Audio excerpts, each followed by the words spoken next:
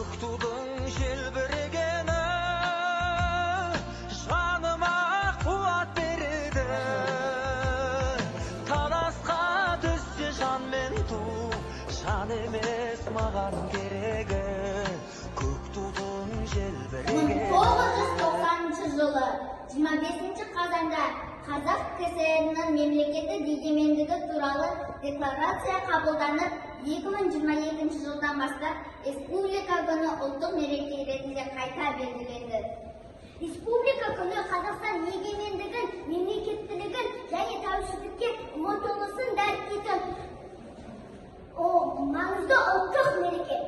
Мақалада республика күніне арналған көптеген патриоттық тақырыптар ұсынылған.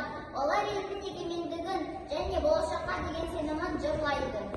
Күні құшқан қос құран аясында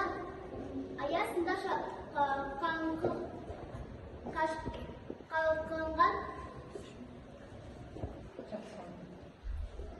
көгінде күн нұрын төккен, жерінде жұпар көрсеткен, неткен сұлу, неткен көркем, осы менің туған өлкем.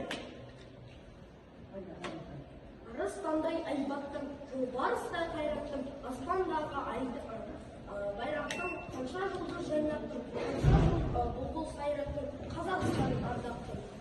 Мереке құтты болсын.